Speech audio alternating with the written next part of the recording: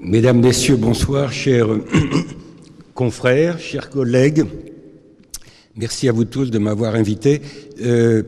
J'étais tout à l'heure à Bruges parce que je suis encore prof au Collège d'Europe à Bruges pour une conférence qui portait justement sur un sujet qu'on abordera pour ceux qui seront encore là demain et pas totalement découragés par ce soir, le Brexit. Je parlerai du Brexit demain et s'il y a déjà des questions sur le Brexit, tout à l'heure j'y répondrai, mais ce n'est pas le sujet central de la conférence de soir. Et on avait à Bruges, toute la journée, je suis parti avant pour venir vous retrouver, une conférence sur le Brexit où il y avait le vice-président de la Commission européenne qui était un peu notre keynote speaker. Je suis très flatté et très honoré d'être invité à délivrer devant vous ces deux conférences Lavoisier. Alors, une conférence Lavoisier délivrée par un Français, ça fait un peu franco-français. Mais au fond, Lavoisier est universel d'une certaine façon. Et moi, je ne le suis pas. Vous m'avez prêté des qualités qui ne sont pas les miennes, et je vous en remercie.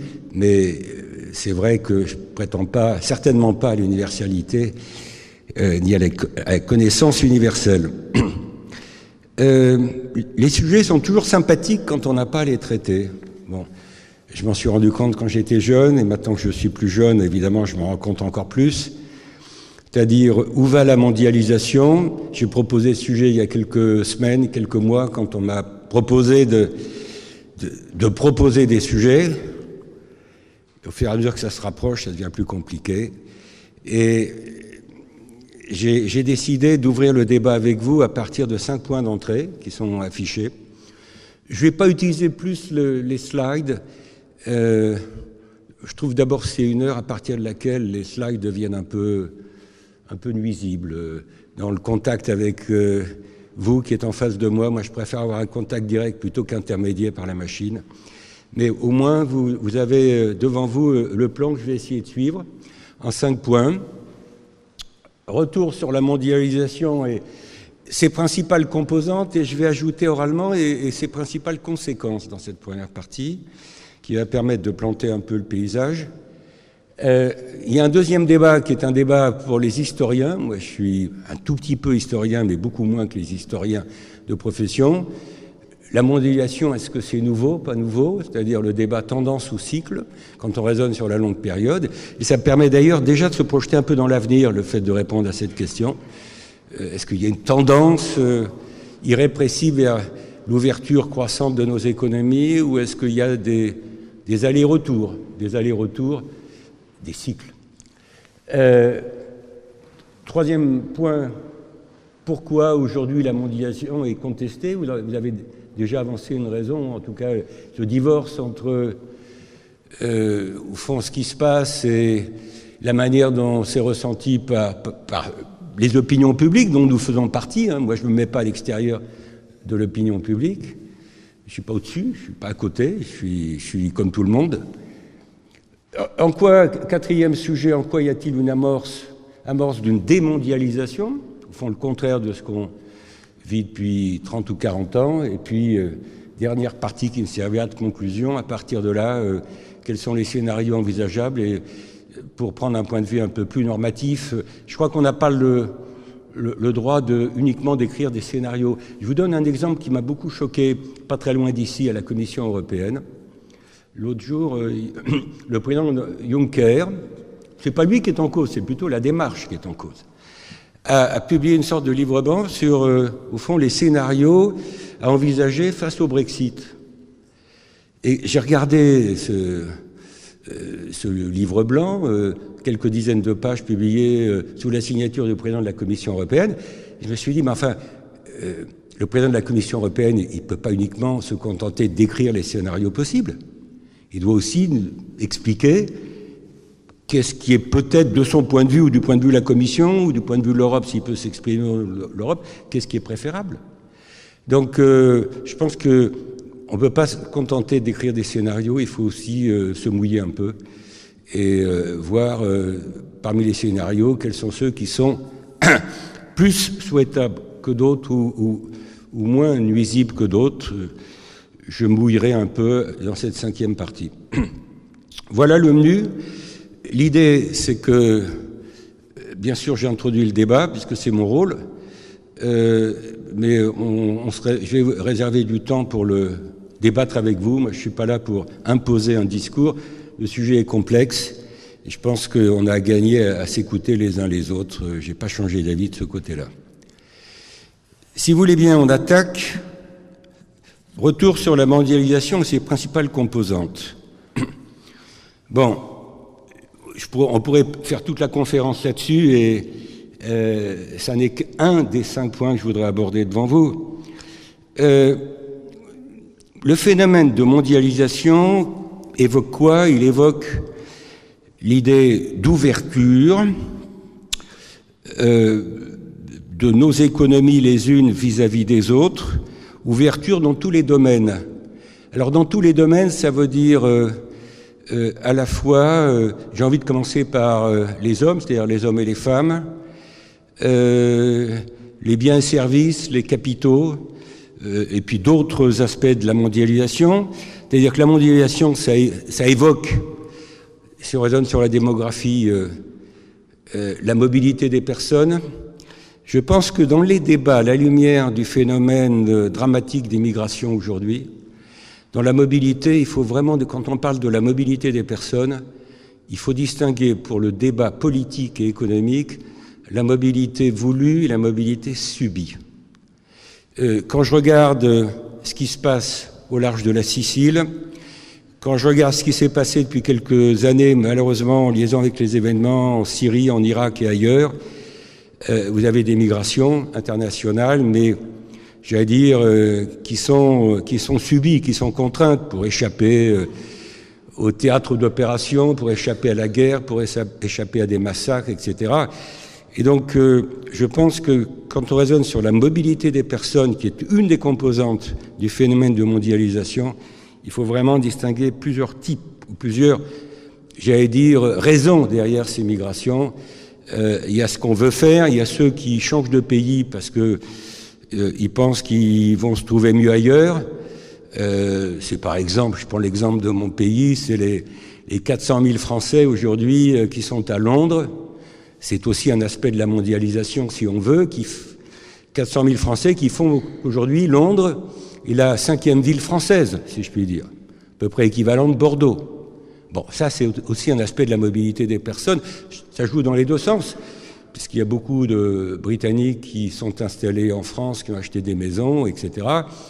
Et d'ailleurs, cette question des personnes, on en parlera peut-être demain, elle est au cœur de l'amorce des négociations à propos du Brexit, puisque Madame May, la première ministre britannique, a bien dit, dans les sujets du Brexit, il faudra y voir clair sur le statut des non-britanniques qui sont en Grande-Bretagne, et nous, si elle fait ça, si elle remet en cause le statut des non-britanniques, par exemple des Français, des Belges, etc., qui sont en Grande-Bretagne, il faudra qu'on regarde ce que ça veut dire du côté de la réciprocité.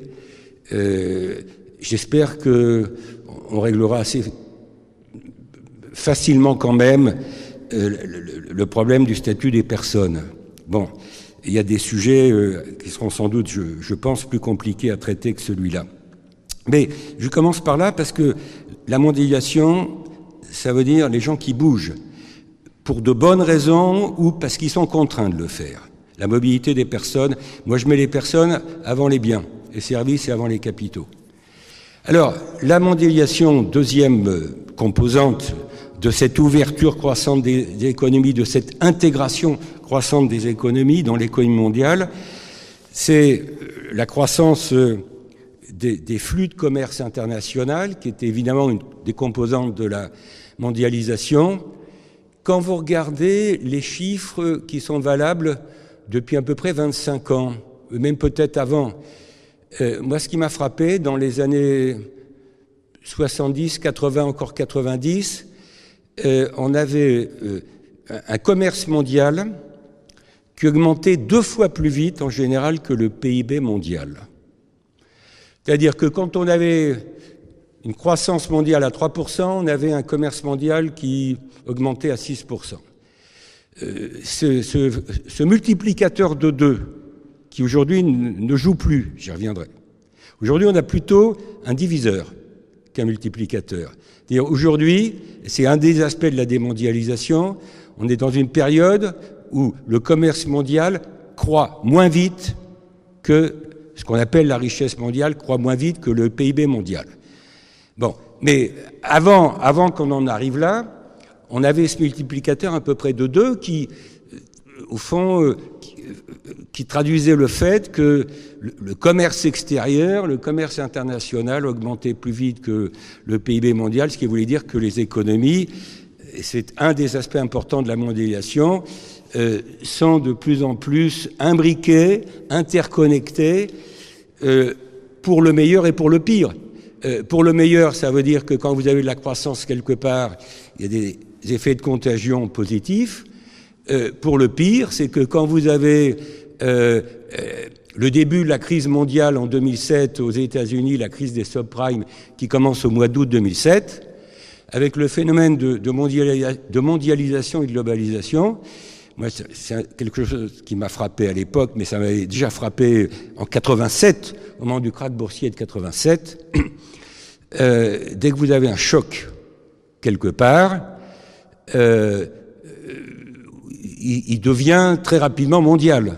Et on l'a constaté pratiquement tout le temps dans les chocs, par exemple, financiers que nous avons connus depuis 87. Moi, ça a été la première expérience vraiment en grandeur nature.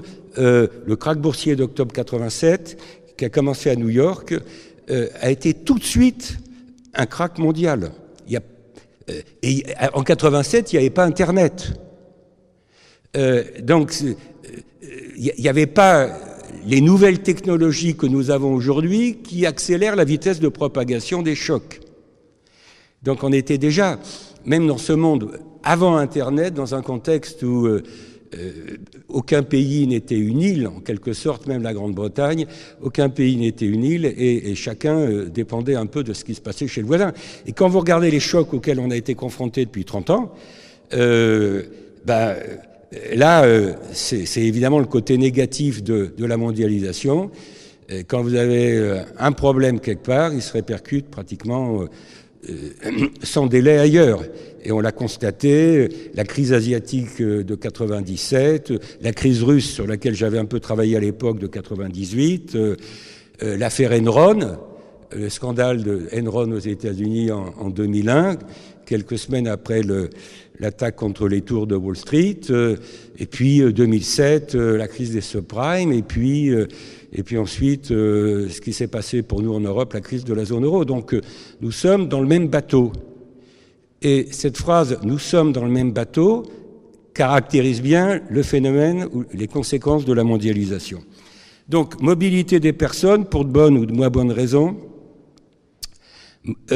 commerce extérieur qui, jusqu'à récemment, avait tendance à augmenter plus vite que le PIB mondial. Et troisième caractéristique de la mondialisation, ce qu'on appelle la globalisation financière. Parenthèse, en anglais, quand vous voulez traduire le mot mondialisation, vous dites pas world quelque chose. Le mot globalisation en anglais se traduit par globalization. Globalization. Alors qu'en français, on a ces deux termes, mondialisation et globalisation. Et la manière dont j'articule ces deux termes, pour moi, la globalisation financière, c'est la dimension financière du phénomène de mondialisation. C'est comme ça que j'articule les deux concepts de mondialisation et de globalisation en français. Mais vous l'avez compris, en anglais, ça n'a pas tellement de sens de les distinguer, puisque mondialisation, ça se dit globalization. Et démondialisation en anglais aujourd'hui, ça se dit deglobalization. Bon, donc, la globalisation financière, effectivement, c'est un des aspects, je veux dire, qui saute aux yeux du phénomène de mondialisation, cette dimension financière de la mondialisation, avec le fait qu'on vit dans un monde où les flux de capitaux, les mouvements de capitaux sont, j'allais dire, très libres, le capital est le facteur le plus mobile. Le capital aujourd'hui, où les capitaux sont plus mobiles que les biens et services, qui sont même plus mobiles que ce qu'on appelle le travail. Donc il y a une inégalité dans les mobilités qui que je résume par le fait qu'on vit dans un monde avec la globalisation financière où les capitaux se déplacent instantanément vite. C'est renforcé par Internet, par les nouvelles technologies, et c'est renforcé aujourd'hui par des phénomènes, vous avez dit tout à l'heure en me présentant que je suis régulateur, un phénomène qui nous concerne tous quand il ne nous inquiète pas, il commence à nous inquiéter un peu, nous régulateurs des marchés financiers, le phénomène de ce qu'on appelle le trading haute fréquence sur les marchés financiers, le fait que vous avez des millions d'ordres d'achat ou de vente qui sont passés par seconde sur les marchés, qui créent du bruit, qui créent de la volatilité, et cette volatilité qui est accentuée par les nouvelles technologies. S'il n'y avait pas les ordinateurs, s'il n'y avait pas Internet, il n'y aurait pas de trading haute fréquence aujourd'hui. Ça a peut-être des avantages, mais ça a aussi un certain nombre d'inconvénients. Alors, je ne veux pas trop insister, mais pour terminer sur la parfaite mobilité des capitaux, ça veut dire qu'on vit dans un monde où la mobilité des capitaux se traduit par une augmentation depuis 30 ans de ce qu'on appelle les investissements directs étrangers, les IDE, les investissements directs étrangers, également par l'augmentation tendancielle des investissements de portefeuille. Si aujourd'hui, en tant que Belge, je suis français, mais si j'étais belge et que j'achetais aujourd'hui des actions à New York, c'est pas nécessairement pour contrôler l'entreprise dont j'achète les actions. C'est éventuellement pour avoir du rendement. Donc ça, c'est un investissement de portefeuille. Si je suis une entreprise belge et que je prends 20% d'une entreprise américaine ou canadienne ou japonaise, si je prends 20%, c'est peut-être avec l'idée d'exercer une influence, d'intervenir dans la gouvernance de l'entreprise. Ça, c'est un investissement direct étranger. L'OCDE a pas mal travaillé sur où mettre la frontière entre les investissements directs étrangers et les investissements de portefeuille. Bon, souvent, on utilise la limite de 10% de participation. Au-dessus de 10%, on commence à faire de l'investissement direct. En dessous de 10%, on est un investisseur de portefeuille, on est intéressé par le rendement, mais la frontière est un peu ténue. Alors, vous avez compris que les technologies, les nouvelles technologies de l'information et de la communication jouent un rôle très important dans l'accentuation du phénomène d'ouverture, d'interdépendance, d'interconnexion de nos économies. Tout ça, c'est des caractéristiques du phénomène de mondialisation. Je voudrais aussi évoquer dans les composants de cette mondialisation le fait que vous avez dans la mondialisation des acteurs traditionnels et puis des acteurs qui existent depuis un certain temps, mais dont on a découvert depuis quelques années le rôle essentiel. Bon, les acteurs traditionnels, c'est le rôle des firmes multinationales dans la mondialisation. Multinationales. Bon, quand j'étais jeune, a long time ago, je me souviens d'un livre qui avait été écrit par un professeur de Harvard qui s'appelait Raymond Vernon. En anglais, son livre s'appelait « Sovereignty at Bay », B-A-Y. Souveraineté at bay, c'est-à-dire que ce livre écrit par un prof de Harvard, il y a 40 ou 50 ans, dénonçait le rôle des entreprises multinationales comme étant une menace pour la souveraineté des États. Qui détient le pouvoir, qui exerce la gouvernance dans le monde d'aujourd'hui? Il y a 50 ans, Vernon disait les firmes multinationales, ça rend peut-être des services, mais ça vient contrecarrer éventuellement la puissance des États, souveraineté at bay, la souveraineté à l'encan ou la souveraineté menacée en quelque sorte. Je ne sais pas comment il faut traduire ça exactement en français. Ce qui me frappe, c'est que bien sûr, les entreprises multinationales jouent un rôle très important aujourd'hui, c'est de l'investissement direct étranger. Les entreprises multinationales, avec des avantages et des inconvénients, il faut faire le bilan.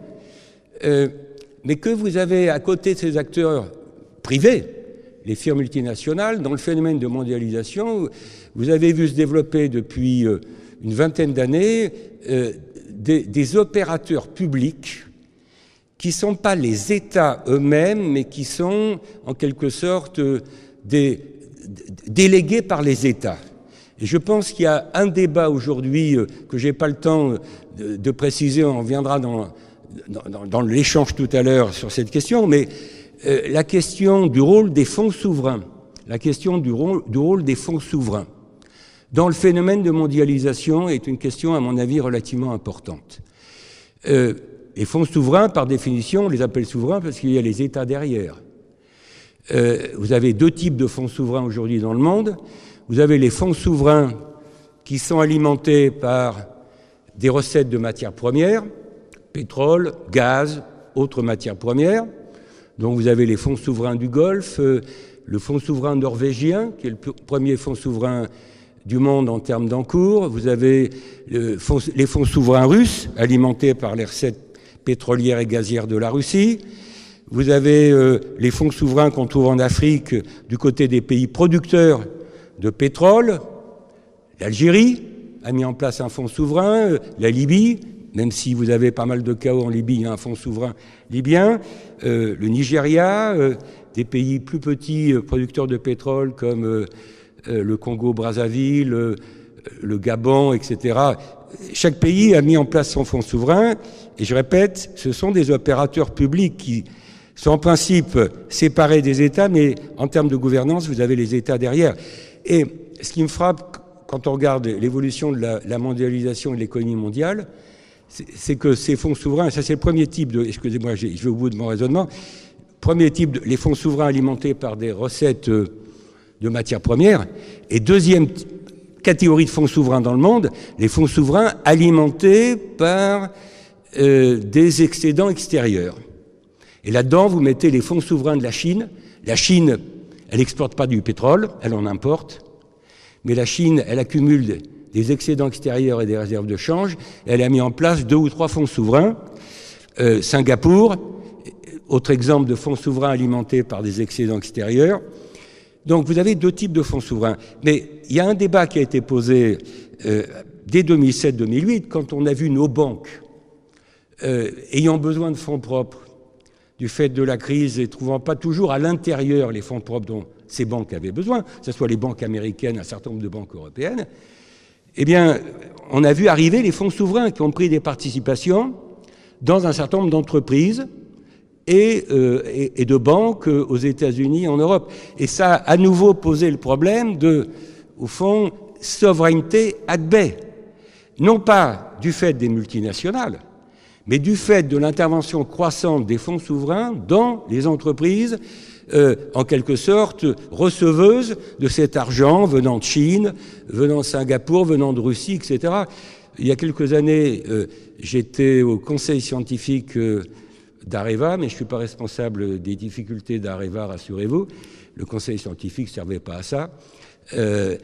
Et ce qui m'a frappé à l'époque, quand Mme Lauvergeon était encore présidente d'Areva, je ne sais plus quel fonds souverain russe avait pris une participation, 2 ou 3%, mais dans une entreprise comme Areva qui est stratégique, parce que au cœur de l'industrie nucléaire française. Donc, ce débat sur, en quelque sorte, investissement direct étranger, venant d'où, venant des firmes multinationales, venant aussi des fonds souverains, dans un contexte où vous avez une intensification des flux de capitaux et des réactions légitimes du côté de la souveraineté des États, c'est aussi des débats, ça fait partie des débats au cœur de la mondialisation. Alors, je voudrais terminer ce premier point pour dire que, j'insiste pas, je ne cherche pas à être exhaustif, mais que voilà pour moi quelques-unes des composantes de la mondialisation. Je voudrais terminer cette première partie en ouvrant déjà le débat sur les conséquences de la mondialisation. Parce que, au fond, on se rend compte que les composantes que j'ai évoquées engendrent les débats qu'on va retrouver tout au cours de la conférence. Alors, quand on regarde les conséquences de cette ouverture croissante de nos économies, bon, j'ai envie de commencer par une conséquence positive. Parce que vous n'êtes pas obligé d'être d'accord avec moi, heureusement, mais je pense quand même que l'ouverture croissante de nos économies a été globalement positive pour la croissance mondiale. Tout le monde n'en a pas bénéficié également. Et je reviendrai tout à l'heure sur la question centrale des perdants et des gagnants de la mondialisation, qui est la question politique centrale, la question qui perd, qui gagne. Bon, on peut perdre en valeur absolue, on peut perdre en valeur relative en gagnant moins que les autres. Et donc le débat sur les perdants de la mondialisation, c'est à la fois un débat sur la question de est-ce qu'il y en a qui perdent en valeur absolue ou il y en a qui gagnent moins que d'autres. Et dans ce cas-là, c'est une perte relative. Et une partie des ambiguïtés sur les conséquences de la mondialisation provient du fait, à mon avis, qu'on ne distingue pas suffisamment la question des valeurs absolues et la question des valeurs relatives. Bon. Il y a eu donc, je commence par dire, avant de poser un certain nombre de questions et de critiques sur le phénomène de mondialisation que j'ai décrit rapidement, pour moi, l'ouverture croissante de nos économies a été source de croissance.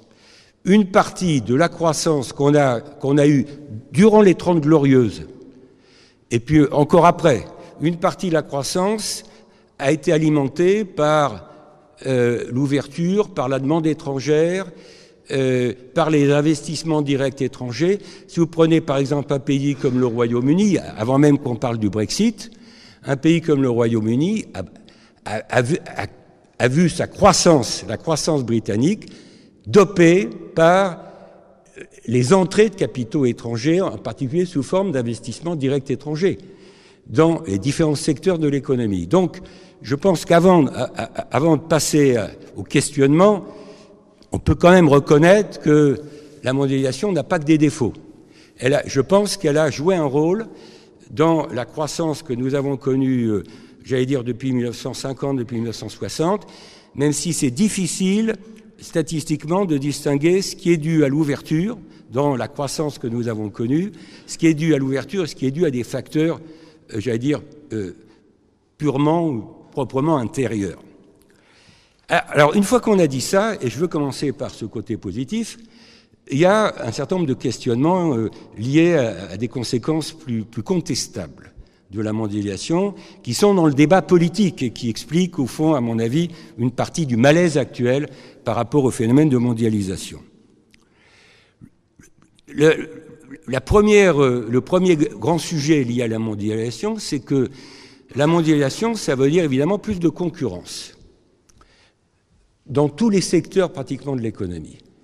Quand j'étais jeune économiste, donc il y a longtemps, on construisait des modèles où, pour chacune de nos économies, on distinguait les secteurs exposés à la concurrence internationale et les secteurs abrités de la concurrence internationale.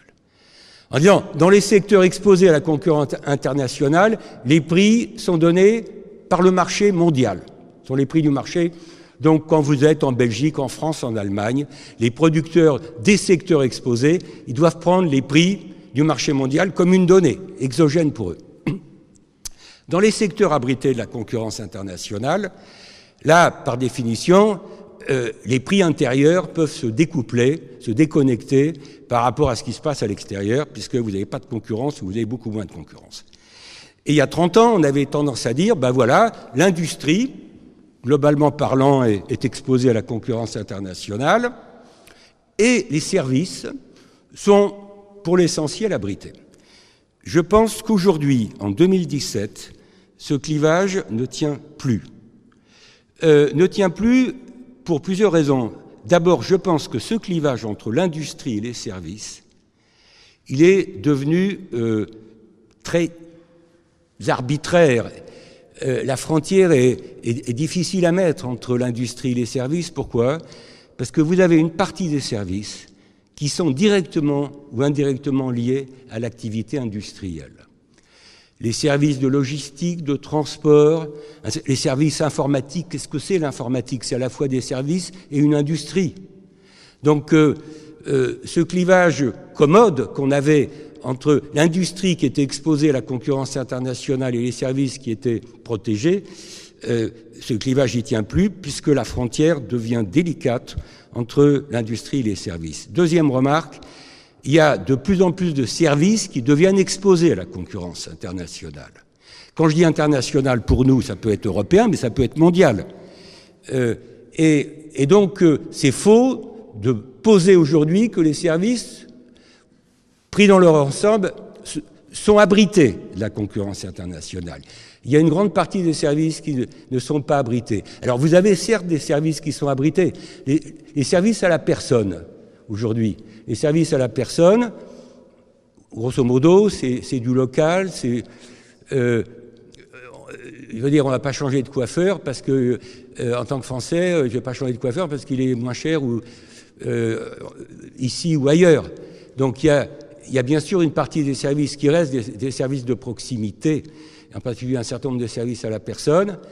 Le logement, qui est à la fois un secteur important et à l'origine de services, le logement, c'est vrai, est assez peu exposé à la concurrence internationale parce qu'on ne déplace pas les immeubles, même si on peut déplacer la finance de l'immobilier. La finance liée à l'immobilier, elle peut se déplacer d'un pays à l'autre en fonction des rendements. Les fonds immobiliers, les fonds financiers dans l'immobilier peuvent se déplacer, sont délocalisables, mais les immeubles eux-mêmes ne sont pas délocalisables. Donc je pense qu'il faut repenser la plupart de nos modèles économiques qu'on avait construits il y a 40 ou 50 ans, qui étaient fondés sur ce découpage un peu facile entre exposé et abrité pour redonner aujourd'hui un sens différent. Mais quoi qu'il en soit, la mondialisation, ça signifie plus de concurrence. Le problème, c'est pas que la concurrence en soi soit mal. Si je pense que la concurrence, c'est pas bon, il faut mieux que je change de métier, moi, en tant qu'économiste. Si je suis économiste, c'est que je crois d'une certaine façon en vertu de la concurrence. Le problème, c'est pas la concurrence. Le problème, c'est la concurrence déloyale. C'est la concurrence déloyale. Il est là le problème lié à la mondialisation, le fait que vous avez aujourd'hui une situation de unfair competition, comme on dit en anglais, de concurrence déloyale. Il y a 36 exemples. Moi, il y a un exemple qui m'a frappé depuis 20 ans ou 15 ans. La Chine est rentrée dans l'OMC, l'Organisation mondiale du commerce. Tant mieux pour elle et tant mieux pour nous. On constate que sur pas mal de sujets, aujourd'hui, 15 ans après avoir été admise, la Chine ne respecte pas toutes les règles de l'OMC, l'Organisation mondiale du commerce, et le fait que ça se passe comme ça, c'est-à-dire que, au fond, la Chine est dans l'OMC, mais elle ne respecte pas les règles, pour moi, c'est aussi la preuve de la faiblesse actuelle d'une organisation internationale comme l'OMC à Genève. Je retrouverai le sujet quand je parlerai de la gouvernance mondiale tout à l'heure, mais pour moi, l'OMC est une organisation internationale non pas en voie de perdition, mais en blocage total, et du coup, vous avez des membres qui peuvent adopter ce qu'on peut appeler une stratégie non coopérative. Alors, quand M. Trump... dont je reparlerai, c'est difficile de parler des débats actuels sur la mondialisation, démondialisation, sans parler de M. Trump, mais quand aujourd'hui il s'en prend vertement à la Chine en disant la Chine ne respecte pas les règles du jeu et qui dit on va imposer un droit de douane ou des droits de douane à l'acier chinois, je dirais il a à la fois raison, et raison peut-être sur le fond et certainement assez tort dans la manière dont il pose les problèmes. Il a raison sur le fond, même s'il pousse le bouchon peut-être trop loin, en tout cas pour essayer d'obtenir des résultats, parce que effectivement, voilà, du côté chinois, mais je ne veux pas focaliser uniquement sur la Chine, vous avez pas mal de pays aujourd'hui qui ne respectent pas les normes sociales. L'interdiction du travail des enfants, les normes de l'OIT, donc. Vous avez un certain nombre de pays qui ne respectent pas, je reviendrai sur la COP 21, 22, il y a un certain nombre de pays qui ne respectent pas les normes environnementales. Et tout ça sont des comportements non coopératifs qui débouchent sur des avantages compétitifs qui fait que le problème, c'est pas la concurrence en tant que telle, le problème, c'est une concurrence à armes inégales, c'est des courses vers le moins-disant, race to the bottom, comme on dit en anglais, etc. Et j'y reviendrai sans doute tout à l'heure. Alors, autre sujet, autre conséquence de la mondialisation qui pose problème et dont il faut être conscient, et je pense qui est aussi à l'origine de l'insatisfaction de nos opinions publiques par rapport au phénomène de mondialisation, c'est le lien entre mondialisation et inégalité. Ça, c'est une question tout à fait centrale. J'en dis un mot ici, j'y reviendrai tout à l'heure. Mais il est clair que, je l'ai dit, il y a des perdants, il y a des gagnants. Et quand vous regardez, au fond, si vous cherchez à expliquer le succès du livre de Thomas Piketty, Le capitalisme du XXIe siècle, vous pouvez dire il a beau être français, il est talentueux. Première explication, c'est vrai que c'est un très bon économiste, Piketty. Ça ne veut pas dire que je sois d'accord avec lui, mais ce n'est pas le sujet. Pas le sujet, de savoir si on est d'accord. Il a fait un très beau bouquin, il a eu un succès planétaire, tant mieux pour lui. Mais je pense que s'il a eu ce succès planétaire pour son livre sur le capitalisme du XXIe siècle, c'est parce que ce livre correspondait à une attente, y compris du côté américain. C'est-à-dire que le livre a eu beaucoup de succès du côté américain, et Dieu sait s'il y a une société qui a l'air moins friande d'anticapitalisme je veux dire, les Américains ne sont pas des champions de l'anticapitalisme hein, par rapport à nos pays européens, certains d'entre nous, certains de nos pays. Et je pense que, effectivement, la mondialisation a accentué les inégalités et que ça pose aussi la question du lien entre mondialisation et classe moyenne dans nos pays. Le sentiment qu'on a, mais il faudrait des statistiques à la clé, et vous avez autant de résultats que d'études, c'est pour ça qu'il n'y a pas nécessairement convergence, et je ne peux pas vous dire ici qu'il y a une vérité scientifique, il y a des débats, mais c'est vrai que beaucoup d'études montrent que les classes moyennes, on peut profiter dans la plupart de nos pays du phénomène d'ouverture. Bon, on pourra en débattre, mais en tout cas c'est ce que j'ai retenu.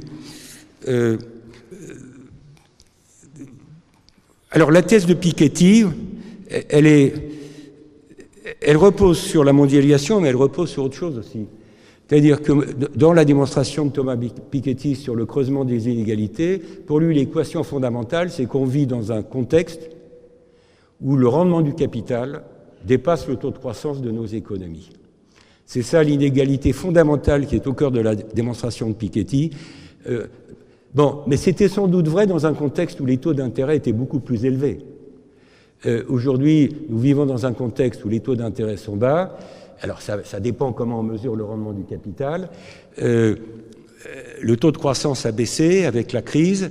Le taux de rendement du capital a pu baisser avec la baisse des taux d'intérêt. Est-ce que vous avez toujours cette inégalité pikettienne entre le rendement du capital et le taux de croissance? Il faut en discuter, mais et ce qu'il faudrait voir, c'est si on lit, j'ai pas lu les 600 pages, mais j'ai lu des passages, mais la question intéressante, c'est est-ce que c'est le phénomène de mondialisation qui expliquerait pourquoi le rendement du capital aurait été systématiquement supérieur au taux de croissance de nos économies? Bon, c'est pas évident, en tout cas, comme démonstration à faire. Alors, dernière conséquence, pour avancer, de la mondialisation, j'en ai parlé, c'est que je pense que la mondialisation pose aussi problème dans la plupart de nos pays parce que elle conteste, au fond, l'idée de souveraineté nationale. Je pense que les opinions publiques ont le sentiment aujourd'hui qu'avec la mondialisation, il n'y a pas de pilote dans l'avion. Il n'y a pas de pilote dans l'avion. Et je reviendrai sur ce problème de pilote dans l'avion quand je traiterai tout à l'heure des questions de gouvernance mondiale. Bon, et que ce sentiment que, au fond, c'est tout le temps utilisé dans les débats politiques en France, ce qui nous arrive vient de Bruxelles. C'est ce qui est dit à la télévision, ça vient de Bruxelles, c'est la faute de Bruxelles, ou c'est la faute, je sais pas, du G20, des États-Unis, de M. Trump, etc. On a toujours tendance à rejeter nos problèmes sur les autres, ou nos limites sur les autres, ce qui est évidemment pas tout à fait raisonnable, parce qu'une partie de nos problèmes viennent de nous, un peu partout. Et quand je pense à mon pays, c'est vrai qu'une partie de nos problèmes viennent pas de l'ouverture, ils viennent de notre difficulté à mettre en place un certain nombre de réformes qu'on appelle des réformes de structure. Et ça, est-ce que c'est la mondialisation qui empêche de faire des réformes? Pas du tout évident. Donc on a des connexions compliquées à faire. Je voudrais, si vous voulez bien, passer à mon deuxième temps, sur lequel je vais être plus bref, mais ça ne veut pas dire qu'il soit à mes yeux moins important. C'est-à-dire, quand on prend un peu de recul, ce phénomène d'ouverture croissante de nos économies, qu'on appelle la mondialisation, ouverture sur tous les sujets, les personnes, les capitaux, les biens et services, les idées, etc., avec à la clé quand même le débat sur l'exception culturelle dont je n'ai pas parlé. La culture, ce n'est pas une marchandise, hein. Donc la culture est à la fois dans la mondialisation et ne peut pas y être complètement. C'est le débat qu'on a en France sur l'exception culturelle. Bon, est-ce que ce phénomène qu'on connaît depuis, je dirais, 30 ans à peu près, l'ouverture croissante de nos économies dans tous les domaines, est-ce que c'est, quand on prend du recul historique, est-ce que c'est nouveau ou pas nouveau au regard de l'histoire avec un grand H? J'avais été très frappé par un livre écrite par une professeure sociologue du MIT, Suzanne Berger, en anglais, en français on dirait Berger. Suzanne Berger, qui est professeure au MIT, qui avait écrit un petit livre qui a été traduit en français, il est sorti il y a une vingtaine d'années, et le titre de ce livre s'appelle « Notre première mondialisation ». C'est pas moi qui ai donné le titre à son bouquin, c'est elle qui l'a donné, et je pense une traduction fidèle en français du titre anglais.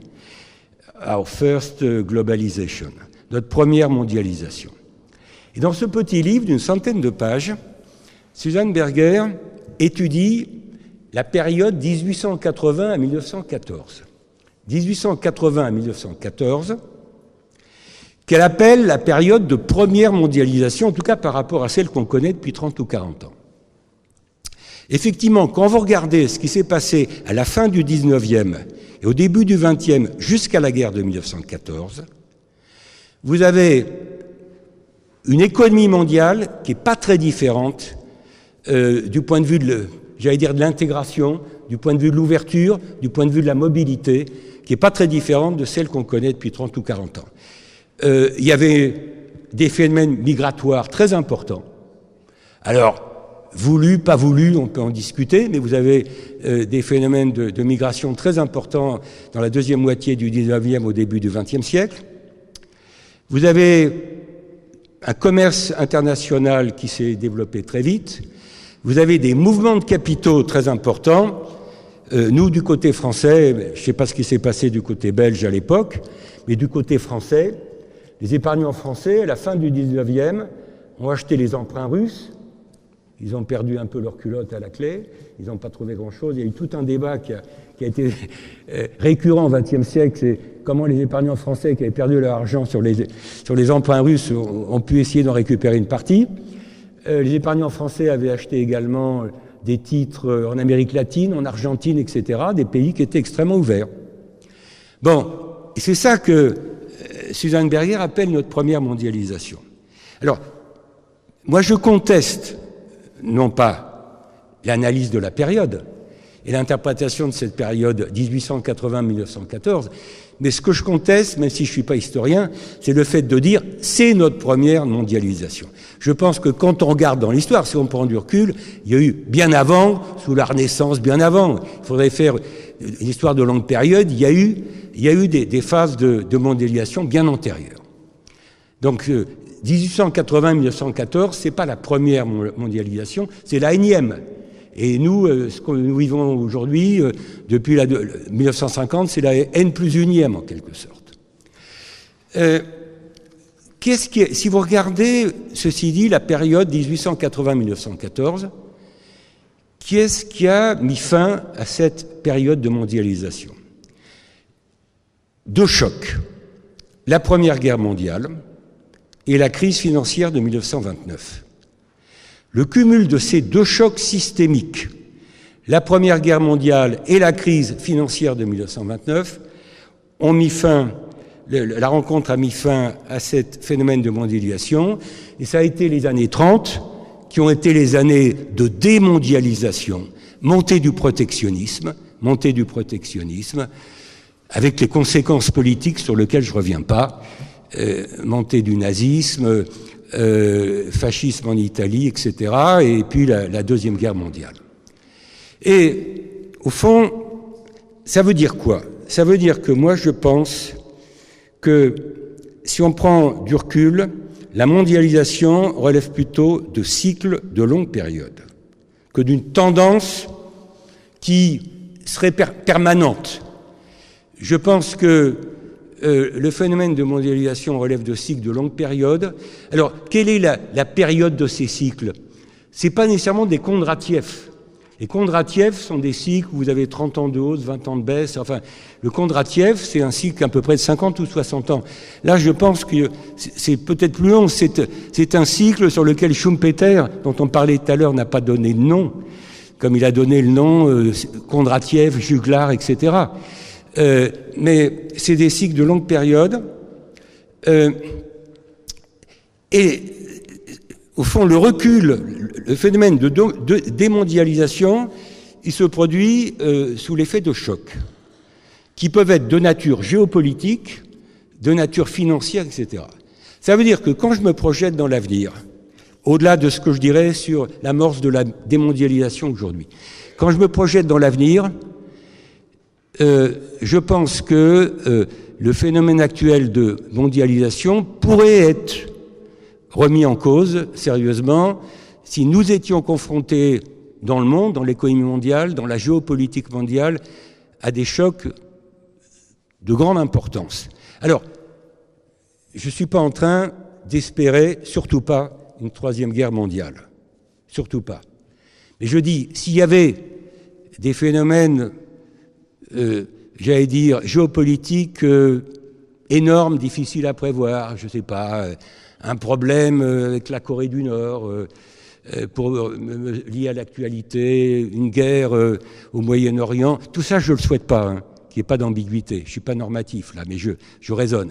S'il y avait un choc géopolitique majeur, je pense que là, au-delà de ce que je dirais sur l'amorce de la démondialisation, un choc majeur géopolitique entraînerait forcément une remise en cause de l'ouverture réciproque de nos économies les unes par rapport aux autres. Est-ce qu'une crise financière plus importante que celle que nous avons connue depuis 2007-2008, qui est déjà pas mal importante, si je puis dire, est-ce qu'un choc financier encore plus grave pourrait conduire à la refermeture de nos économies les unes par rapport aux autres? Peut-être. Moi, je me dis quand même que nous vivons depuis 2007-2008, un choc financier qui a quand même été important, qui n'est pas terminé. Pour moi, la crise financière qui s'est ouverte en 2007, elle n'est pas aujourd'hui finie. Et donc, il faudrait vraiment imaginer quelque chose de encore plus grave que ce que nous vivons depuis 10 ans, qui est déjà relativement grave. Mais là, donc, moi, mon hypothèse, c'est que la mondialisation n'est pas une tendance irrépressible. Des événements géopolitiques majeurs de nature systémique pourraient la remettre en cause sérieusement. Et là, je voudrais dire un mot sur le rôle de la technologie. Parce que, au fond, quoi qu'il arrive, Internet sera pas remis en cause, lui. Et après Internet, il y aura de nouvelles technologies de l'information et de la communication auxquelles je ne sais pas aujourd'hui donner de nom. Mais je sais que ça interviendra. Il y aura à mon avis, le réservoir d'innovation technologique est inépuisable, compte tenu de la créativité des hommes et des femmes. Donc, mon analyse, c'est que si j'avais une représentation à faire de mes hypothèses sur l'avenir de la mondialisation, je dirais, aujourd'hui, on amorce peut-être un recul, mais difficile d'en mesurer la profondeur de ce recul. Mais la technologie, elle donne un aspect tendanciel. C'est-à-dire que je pense que la technologie, elle sera pas remise en cause. Et le phénomène d'Internet qui alimente l'interdépendance qui existe entre nous tous, le phénomène, la technologie crée une sorte de plancher en dessous duquel on ne reviendra pas. C'est-à-dire qu'il peut y avoir des reculs importants de la mondialisation sous l'effet de chocs systémiques, mais je pense que ces reculs viendront quelque part buter sur la technologie qui, elle, maintiendra les interdépendances entre les hommes au sens d'hommes et femmes, bien sûr, et ça, je pense que ça ne sera pas remis en cause. Donc, il faut lier mon hypothèse de cycle avec il y a une mondialisation qui est cyclique, mais un cycle qui va croissant, parce que la technologie, elle va croissante et elle sera, à mon avis, là. Voilà l'hypothèse que je fais pour relativiser un peu l'analyse de Susan Berger. Alors, je passe à partie 3, pourquoi la mondialisation est-elle contestée? J'en ai déjà un peu parlé, mais je voudrais quand même préciser 2 ou 3 points pour le débat. La mondialisation est contestée pour plusieurs raisons. Je reviens sur le phénomène de creusement des inégalités. La grande difficulté qu'on a aujourd'hui, quand on est économiste ou pas économiste, c'est que, certes, quand on constate une aggravation des inégalités dans nos pays, dans nos sociétés, c'est très difficile de savoir ce qui est dû à l'ouverture et ce qui est dû à d'autres facteurs.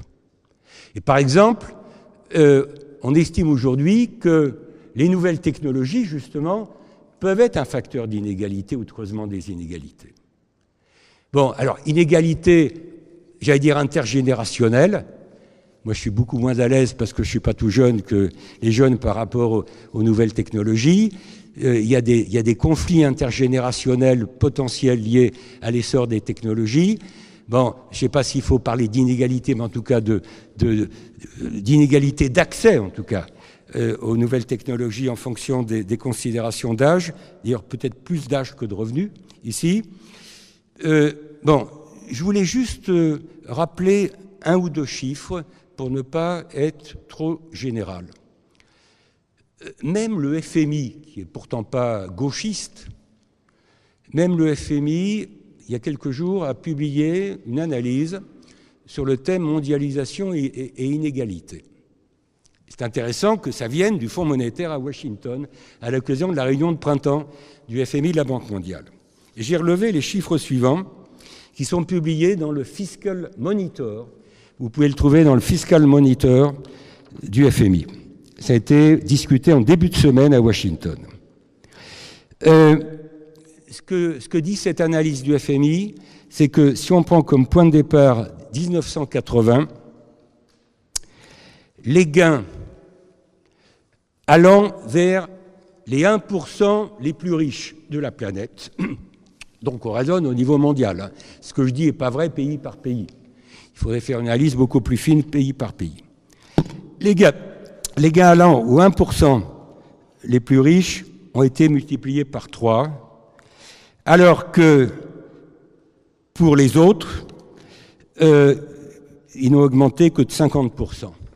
Donc tout le monde a profité, si je puis dire, de l'ouverture, de la mondialisation, mais de manière inégale. Et là, on retrouve l'idée qu'il faut distinguer les pertes absolues et les pertes relatives. Les riches sont devenus de plus en plus riches. On retrouve la thèse Piketty, par d'autres voies. Dans la même étude, le FMI a travaillé sur 19 pays. Vous savez qu'au G20, il n'y a pas 20 pays. Il y en a 19, plus l'Union européenne, qui fait le 20e. Donc, en raisonnant sur les 19 pays qui font partie de ce qu'on appelle le G20, le FMI a montré que sur la période de 20 ans, 1985-2015, les inégalités dans chaque pays ont augmenté dans 16 pays sur 19. Dans 16 pays sur 19, elles ont augmenté, et il y a 3 pays dans lesquels, d'après cette étude du Fonds monétaire international, les inégalités n'auraient pas augmenté. Je les cite, le Brésil, ça m'a un peu étonné, la France, ça m'a un peu étonné aussi, et la Corée du Sud. Bon, je ne dis pas ça pour faire pédant, je dis ça pour vous dire que le débat est directement branché sur des travaux en cours, des débats en cours, y compris à Washington, dans l'enceinte du FMI, dans les assemblées annuelles du FMI de la Banque mondiale, que le débat sur comment avoir une croissance plus inclusive, le concept de croissance inclusive est un concept qui est devenu très important dans les débats économiques et sociaux. Une croissance ou un développement inclusif, c'est une croissance ou un développement qui laisse moins de gens au bord de la route. Comment concilier mondialisation et croissance plus inclusive? C'est l'objet des travaux de l'OCDE à Paris, du FMI, la Banque mondiale, et de beaucoup d'économistes, quelle que soit leur référence, j'allais dire, idéologique ou doctrinale. Bon, donc là, c'est le débat sur les inégalités. La deuxième raison pour laquelle la mondialisation, à mon avis, est contestée, c'est qu'elle intervient sans pilote dans l'avion. Et là, je voudrais dire quelques mots sur, au fond, l'absence d'une vraie gouvernance mondiale aujourd'hui. On a une économie mondiale, on n'a pas de gouvernance mondiale. Et je pense, moi ça fait longtemps que je pense, ça m'est arrivé de le dire, que, au fond, il y a la présence de ce que j'appelle un écart critique. C'est-à-dire que nos systèmes économiques et sociaux sont beaucoup plus intégrés entre eux et interdépendants les uns par rapport aux autres que les politiques économiques sont coordonnées entre elles. Donc on a des systèmes qui sont beaucoup plus intégrés que les politiques publiques qui sont censées agir sur ces systèmes. Et cet écart, que j'appelle l'écart critique, le fait que nous vivions depuis des décennies, mais c'est sans doute accentué aujourd'hui, dans un contexte où les systèmes sont beaucoup plus intégrés que les politiques publiques nationales ne sont coordonnées entre elles. Cet écart, à mon avis, nous en payons le prix par de l'instabilité. Et je pense, par exemple, qu'une partie de l'instabilité financière dans laquelle nous sommes résulte de cet écart entre la forte intégration de nos systèmes économiques et sociaux et le faible degré de coordination de nos politiques économiques nationales. Alors, moi, quand j'ai vu certains progrès de la gouvernance mondiale intervenus depuis 30 ans, et surtout intervenus depuis, j'allais dire, depuis une dizaine d'années, j'ai plutôt applaudi. C'est-à-dire quand j'ai vu, après la faillite de Lehman Brothers en septembre 2008, quand j'ai vu, non pas qu'on crée le G20, le G20 a été créé en 1999, après la crise asiatique et la crise russe, mais qu'on relançait le G20 et qu'on organisait des sommets du G20 pour se coordonner sur un certain nombre de sujets d'intérêt commun. Moi, j'ai réagi en me disant le G20, c'est un format de coordination internationale qui est moins mauvais que le G7. Il faut qu'on se retrouve pour parler des problèmes de l'économie mondiale avec la Chine, avec l'Inde, avec l'Indonésie, avec l'Afrique du Sud, avec le Mexique. Ça n'a pas de sens de se retrouver comme si ces pays émergents n'existaient pas. La Chine est devenue la deuxième puissance économique mondiale. Dans quelques années, elle sera la première. On ne peut pas ignorer la Chine sur la scène géopolitique. Et le G20, c'est une manière de reconnaître le rôle croissant des pays émergents. On n'a pas supprimé le G7, G8. Moi, je pense qu'on aurait peut-être dû le faire pour dire vraiment le format, la concertation, c'est le G20 et on ne se réunit plus à G7, G8. Je me souviens, il y a quelques années, quand la France présidait le G8, il y a eu une réunion à Deauville du G8 sur la régulation d'Internet. Et je me suis dit, mais quel sens ça a de se réunir, le G7 plus la Russie, ça fait le G8, de se réunir au niveau du G8 pour parler de la régulation d'Internet sans la Chine, sans l'Inde, sans les grands pays émergents, ça n'a pas de sens. Donc j'ai beaucoup de mal à comprendre aujourd'hui, dans le monde d'aujourd'hui, le genre de sujet qui pourrait être relevé de la seule compétence du G7, G8. Tous les sujets qui sont abordés au G7, G8, ils concernent aussi les pays émergents. C'est pour ça que moi, à titre personnel, et je ne parle pas ici en tant que Français, je parle à titre personnel, citoyen de l'Europe, je ne vois pas l'intérêt de continuer à se réunir à 7 ou 8. Bon, mais au fond, 10 ans après, 9 ans après la relance du G20, aujourd'hui, je reste un peu sur ma faim. Je reste sur ma faim parce que même si on a essayé de faire des choses ensemble, je pense que ce qu'on appelle la gouvernance mondiale n'est pas du tout satisfaisante. Je pourrais vous donner 36 exemples. Le G20 aujourd'hui, à mon avis, il est mal composé. Il y a un seul pays africain. Moi, depuis 10 ans, je dis l'Afrique est sous-représentée au G20. Or, l'Afrique, c'est le continent, à mon avis, de l'avenir. C'est le continent dont la population va doubler d'ici 2050. C'est le continent qui va avoir de la croissance, alors que la Chine ralentit, alors que l'Amérique latine ralentit. Moi, je crois en l'Afrique. Et c'est pas normal, sur 19 pays qui font partie du G20, d'avoir uniquement l'Afrique du Sud comme représentant du continent africain. Donc il y a des problèmes de composition, il y a des problèmes de non-effectivité du G20. Le G20, qu'est-ce qu'il fait aujourd'hui? Il se réunit, il fait des communiqués qui sont sympathiques, mais qui servent à quoi? Il y a très peu d'effectivité derrière les recommandations du G20. On est dans le domaine de ce qu'on appelle la soft law, le droit mou. Le droit mou. Au niveau mondial, il y a très peu d'organisations internationales en matière économique, financière, sociale qui puissent prendre vraiment des normes contraignantes, qui puissent faire du droit dur, hard law, opposé à la soft law. Je vous l'ai dit, l'OMC est bloqué, l'OIT remplit un service en matière sociale, mais je veux dire, les pays suivent plus ou moins bien les recommandations de l'OIT en matière sociale. L'ONU, il y a le Conseil de sécurité, mais l'ONU n'est pas très intéressant en matière économique et sociale.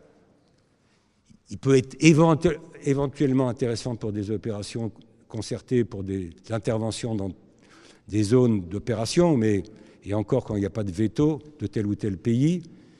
Le FMI est plus pragmatique qu'avant, mais moi, ce qui m'a frappé, c'est qu'il a fallu 10 ans, trop longtemps, pour faire la réforme du FMI de la Banque mondiale. Et faire la réforme du FMI de la Banque mondiale qui n'est pas finie aujourd'hui, ça veut dire quoi? Ça veut dire donner un peu plus de place aux pays émergents.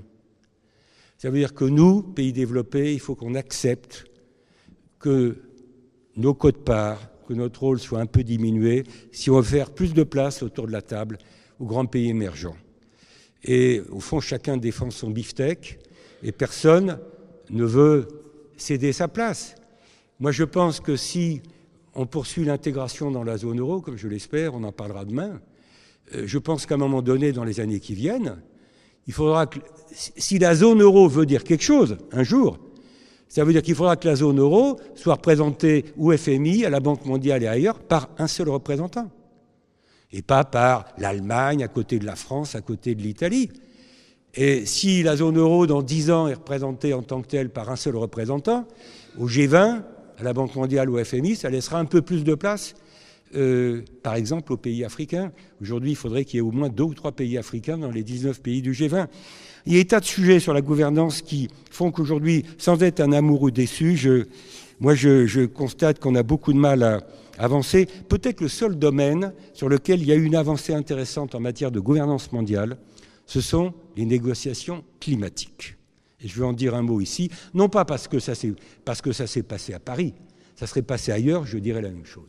Mais c'est vrai que la COP21 a été un succès diplomatique, un succès, à mon avis, important aussi parce que la Chine, à Paris, au moment de la COP21, a commencé la conférence en disant que eux, Chinois, ils étaient prêts à jouer le jeu, en quelque sorte, de la coopération internationale en matière de lutte contre le changement climatique.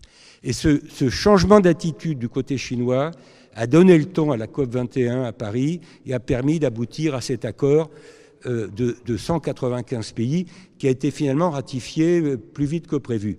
La COP22 de Marrakech, qui est la dernière COP, celle qui a eu lieu en novembre 2016, la COP22 a consolidé l'accord de Paris. Je n'ai pas vu de pas nouveaux qui étaient franchis par la COP22 par rapport à la COP21, mais c'est déjà pas mal d'essayer de conforter.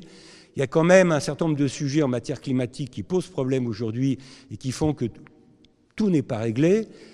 Il y a les débats sur le prix du carbone,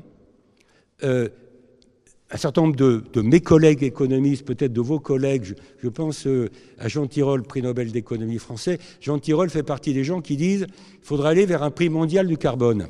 Évidemment, ça serait peut-être le first best, un prix mondial du carbone qui soit bien supérieur au prix actuel du carbone dans le marché européen du carbone. Quand vous regardez le prix du carbone sur le marché européen, c'est 6 € la tonne, ce qui n'est pas assez pour décourager les pollueurs, les entreprises qui polluent. Donc il y a deux débats derrière le prix du carbone. Il y a est-ce qu'il faut aller vers une convergence et à quel niveau, au-delà de ce qu'on a fait en Europe? Et deuxièmement, comment passer à un vrai prix du carbone? Quelles sont les mesures qu'on peut prendre pour essayer en quelque sorte d'aller vers des économies moins polluantes et moins riches en CO2? Bon, donc ça, ni Paris ni Marrakech n'ont permis d'avancer sur le prix du carbone. Paris, la COP21, a pris un engagement financier, en ce sens que les pays du Nord se sont engagés à transférer 100 milliards de dollars d'ici 2020 vers les pays du Sud pour aider les pays émergents ou en développement à financer leur transition énergétique. L'impression que j'ai, c'est que cet engagement financier, aujourd'hui, il n'est pas tenu. Il n'est pas tenu, c'est-à-dire je n'ai pas vu arriver, moi, les 100 milliards de dollars qui sont promis, qui ont été promis à la COP21 à Paris. Et donc, même si nous avons fait des progrès en matière de négociation climatique, je pense que tout est loin d'être réglé. Et au fond, pour terminer là-dessus, pourquoi est-ce que c'est plus facile de s'entendre sur le climat que sur n'importe quel autre sujet d'intérêt commun? On n'arrive pas à s'entendre sur les taux de change, on n'arrive pas à s'entendre sur les règles du commerce mondial. Le Doha Round est bloqué depuis 2001. Le Doha Round, dans le cadre de l'OMC, a commencé en 2001. Nous sommes en 2017, toujours pas d'accord. Est-ce que c'est parce qu'il y a un sentiment à la fois d'urgence climatique, en même temps le fait que dans des conférences climatiques, on prend des engagements à long terme qui n'engagent que son successeur, en quelque sorte. Donc, ce n'est pas très difficile pour les gouvernements actuels de prendre des engagements à 2025 ou à 2050, en sachant que d'ici là, les gouvernants autour de la place, ils ne seront plus là. Par définition, ils ne seront plus là, donc ils ne s'engagent pas plus que ça. Il faudrait essayer de réfléchir aux raisons pour lesquelles ce sujet est un sujet sur lequel on a fait des progrès, alors qu'il y a beaucoup de sujets sur lesquels on n'a pas fait de progrès. Je vais terminer, j'accélère pour terminer et je vous laisse parler. Grand 4, l'amorce de la démondialisation. Je vais aller vite pour vous laisser parler, enfin. Bon, aller vite, ça veut dire qu'on a le sentiment que peut-être depuis le début de la crise mondiale, je ne sais pas quand ça a commencé. Est-ce que c'est 2007, 2008? Est-ce que c'est plus récent? C'est difficile de donner une date précise. On a le sentiment qu'il y a des phénomènes de recul de la mondialisation dans différents domaines. Et ces phénomènes de recul de la mondialisation, c'est ce qu'on appelle, au fond, l'amorce de la fragmentation, ou des amorces de fragmentation. La fragmentation, c'est le contraire de la globalisation. Alors, je vais donner quelques illustrations de ce que j'appelle cette amorce. Je ne vais pas, en termes de vocabulaire, je parle d'amorce parce que c'est difficile aujourd'hui de savoir quelle est l'épaisseur temporelle de ce que nous observons depuis quelques années. Il y a une première illustration du phénomène de démondialisation, d'amorce de démondialisation. Il y a un début de fragmentation dans le domaine commercial, dans le domaine du commerce. Je l'ai dit, moi ça m'a frappé, c'est un chiffre qui m'a frappé. Je prends les chiffres de 2016, qui ont été publiés par le FMI justement cette semaine.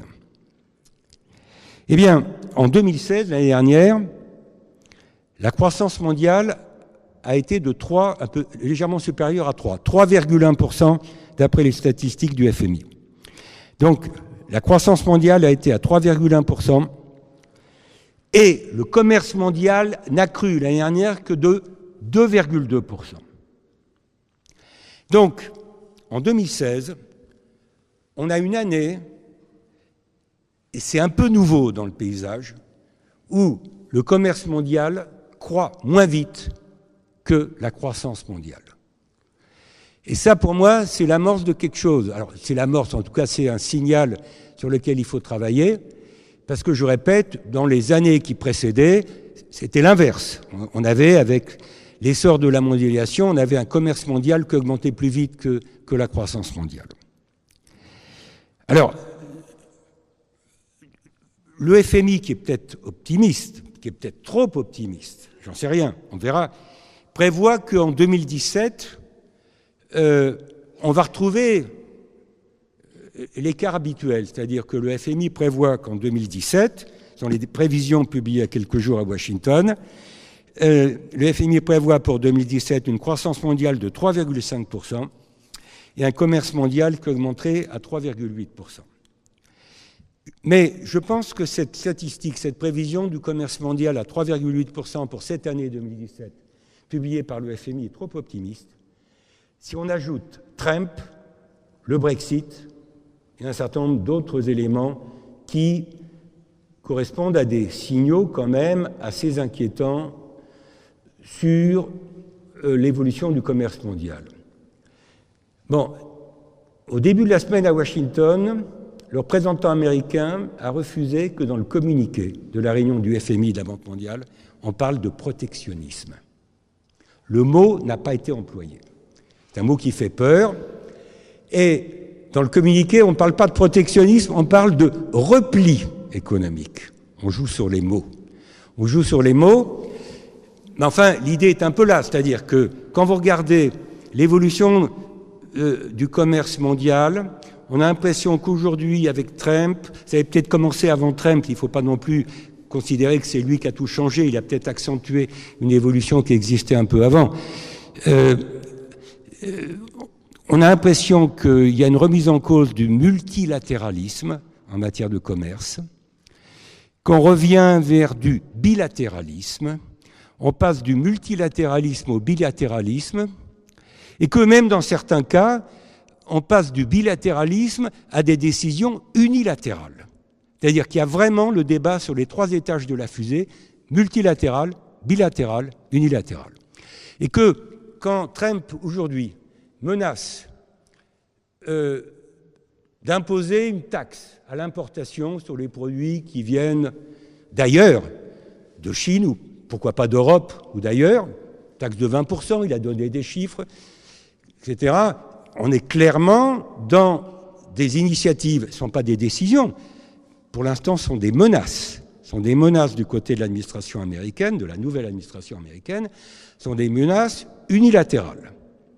Et les Européens et les Japonais disent aux Américains, si vous n'êtes pas gentils, si vous nous imposez une taxe à l'importation sur nos produits rentrant sur le marché américain, obstacles tarifaires et pourquoi pas en même temps des obstacles non tarifaires à l'entrée des marchandises chez vous, Américains, ben nous, on fera la même chose, réciprocité, ou on vous traduira devant l'OMC, l'Organisation mondiale du commerce à Genève. J'ai dit tout à l'heure que l'OMC, le problème c'est que l'OMC est faible et faiblarde. Il y a une seule dimension de l'OMC qui fonctionne aujourd'hui, et qui n'est peut-être pas négligeable par rapport à ces débats ou à ces querelles qui s'amorcent sur le commerce entre l'administration Trump et les autres pays, c'est qu'à l'OMC, à Genève, vous avez l'ORD, l'organe de règlement des différends. L'organe des règlements des différends où les États peuvent se convoquer ou se poursuivre au sens judiciaire les uns contre les autres, et l'ORD rend des décisions qui, en principe, sont suivies des faits. L'ORD, l'organe de règlement des différends, c'est, à mes yeux aujourd'hui, la seule composante de l'OMC qui fonctionne. Bon, et qui peut-être, pourrait nous protéger contre l'unilatéralisme de Trump. Mais derrière ce que je suis en train de dire, c'est-à-dire la crise du multilatéralisme, voire, dans certains cas, du bilatéralisme, en faveur d'initiatives comme ça, décidées de manière abrupte par une administration américaine qui veut faire démonstration de force, vous avez tout le débat que je n'ai pas le temps d'analyser, on y reviendra dans le débat, sur le fait que Trump a dénoncé le partenariat transpacifique, TPP, Trans-Pacific Partnership, 12 pays dont les États-Unis, il en sort, il a décidé d'en sortir. Si les États-Unis sortent du TPP, il n'y aura plus de TPP. Trump, qui est très remonté, comme vous savez, contre le Mexique, et contre les Mexicains et contre les délocalisations au Mexique, Trump est en train de dénoncer l'ALENA, comme on dit en français, c'est-à-dire le NAFTA, en anglais, qui regroupe 3 pays aujourd'hui, États-Unis, Mexique, Canada. Si les États-Unis sortent de l'ALENA, sortent du NAFTA, il n'y aura plus de NAFTA. Nous, on a signé, mais ce n'est pas encore ratifié, le CETA, l'accord commercial entre l'Union européenne et le Canada, avec encore beaucoup de discussions derrière sur lesquelles on pourra revenir. Mais on est donc dans un contexte où j'ai l'impression que on tâtonne sur ces problèmes de négociation commerciale. Moi, je pense qu'il faudrait éviter la montée du protectionnisme, du repli, parce que la leçon que je tire des années 30, que je n'ai pas vécue, mais que j'ai analysée comme économiste, sur lequel je me suis documenté comme vous tous, la leçon que j'ai tirée des années 30, c'est qu'il n'y a rien de plus contagieux que le protectionnisme. Il n'y a rien de plus contagieux, c'est-à-dire qu'au début, le pays qui le premier se protège, il croit gagner contre les autres. Mais dans la mesure où les autres vont prendre les mêmes mesures, des mesures de représailles, vous avez une généralisation du protectionnisme qui fait qu'au bout du compte, et c'est comme ça que je résume les années 30, vous avez des jeux à somme négative, où il n'y a que des perdants. C'est des jeux, comme on dit, perdant-perdant, y compris du côté de celui qui a pris l'initiative de déclencher la guerre commerciale. Donc je pense que si Trump et la nouvelle administration américaine raisonnaient à long terme, je pense qu'ils seraient quand même prudents et moins agressifs vis-à-vis des autres zones, des autres régions, s'ils avaient en tête le fait qu'en déclenchant une guerre commerciale, ça pourrait leur retomber à la figure plus vite qu'ils le pensent. Derrière la guerre commerciale, il y a le débat que je n'ai pas évoqué, qui est aussi peut-être une remise en cause de la mondialisation. Il n'y a pas qu'une amorce de guerre commerciale, il y a aussi des éléments de guerre monétaire, ce qu'on appelle la guerre d'échange ou la guerre des monnaies. Sujet que je n'ai pas le temps de développer, mais clairement, les taux de change, c'est important. Et au fond, la meilleure manière pour un pays de protéger son marché contre les autres, c'est de laisser filer vers le bas son taux de change. Je veux dire, dans un contexte où vous hésitez à vous protéger par des barrières tarifaires ou non tarifaires, comment vous essayez de vous donner un avantage compétitif par une dévaluation ou une dépréciation compétitive de votre taux de change? Il y a aujourd'hui un pays qui pratique la guerre des monnaies, c'est le Japon. Le Japon pratique la guerre des monnaies à outrance, en ce sens que les Japonais font tout pour faire baisser le yen. Tout. Du côté chinois, souvent les Chinois sont accusés de manipuler leur taux de change et ils sont accusés d'être des acteurs non coopératifs en matière monétaire. Il me semble que là, quand vous regardez ce qui se passe depuis 2 ans, les Chinois ont été assez coopératifs, c'est-à-dire qu'ils ont pris des mesures pour plutôt ralentir la baisse du yuan, la baisse de leur taux de change. Et donc c'est difficile aujourd'hui de les accuser ouvertement d'être des acteurs majeurs de la guerre des monnaies.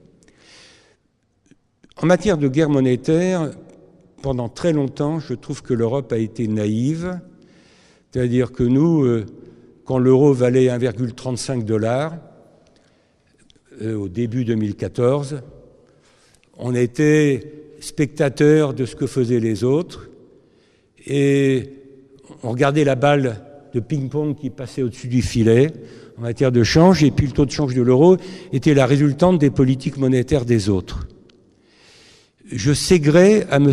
Draghi, à la Banque centrale européenne, d'avoir modifié leur attitude depuis juin 2014, d'avoir mis en place une politique monétaire expansive qui a permis de faire baisser le taux de change de l'euro d'à peu près 20% depuis juin 2014.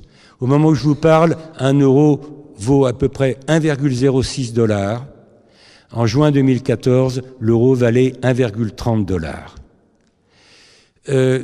Et donc, nous ne sommes pas des acteurs majeurs de la guerre des monnaies, mais au moins la zone euro, puisqu'il s'agit de la zone euro, est sortie de ce que j'appelle de sa naïveté monétaire. Je le pense et j'espère qu'on en tirera les leçons. Alors, il y a parmi les amorces de démondialisation, vous avez un début de fragmentation financière.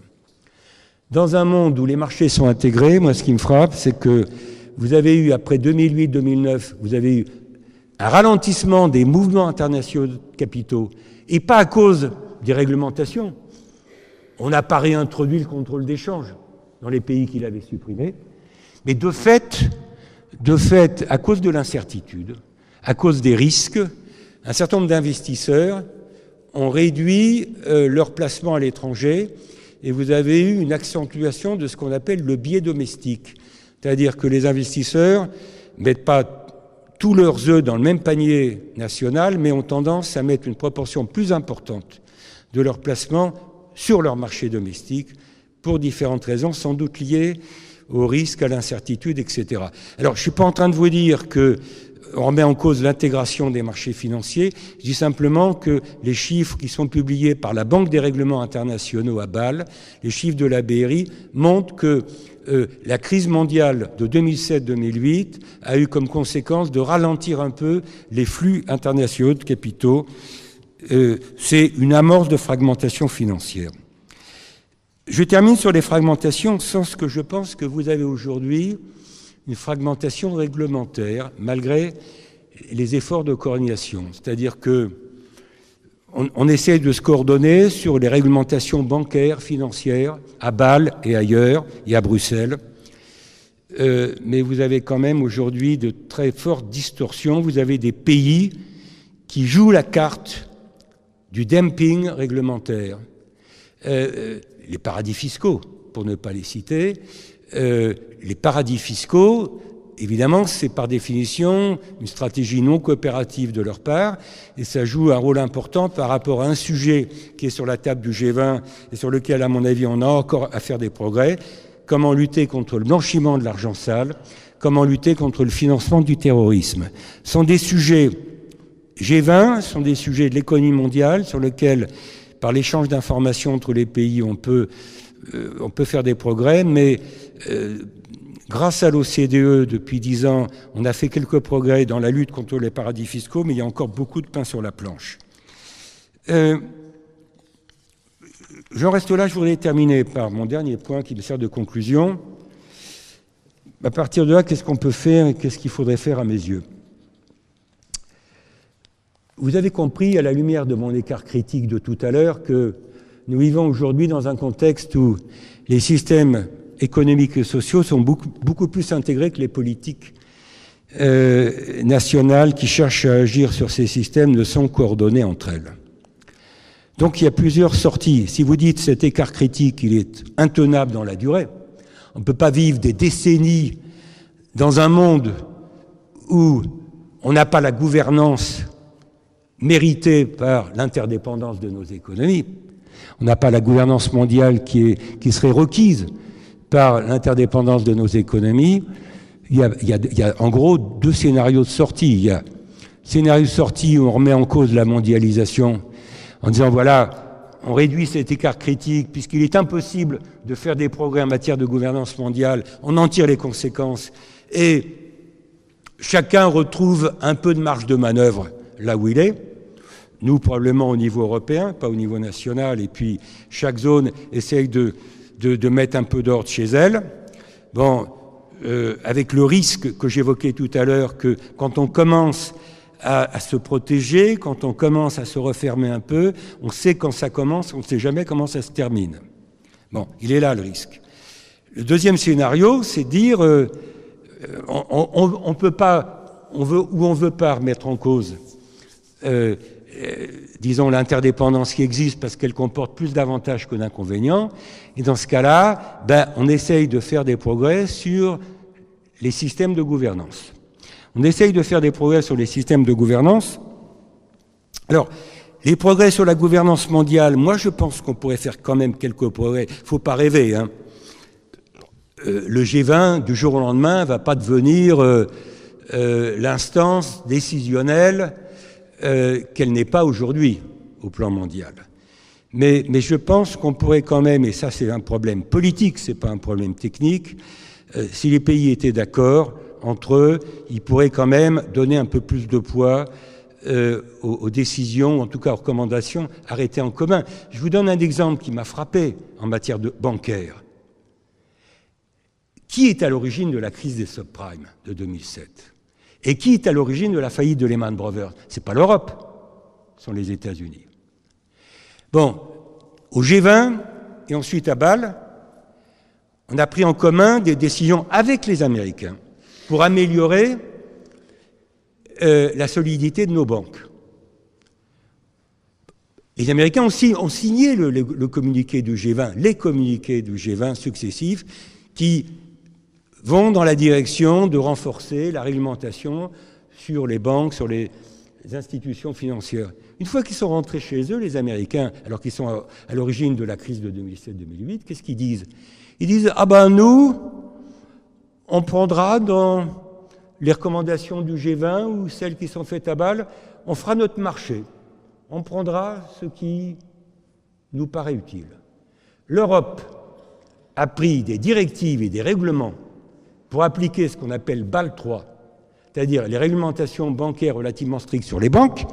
Nous sommes plus royalistes que le roi.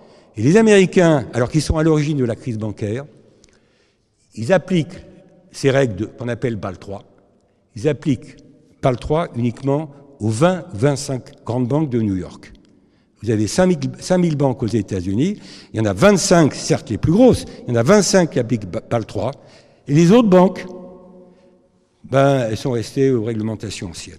C'est-à-dire qu'on se réunit autour de la table pour essayer de converger vers les mêmes règles, et au bout du compte, on a des règles qui sont très différentes. Et nous, Européens, est-ce que nous avons aujourd'hui les moyens politiques pour obliger les Américains à faire ce qu'ils ne veulent pas faire ? La réponse est non.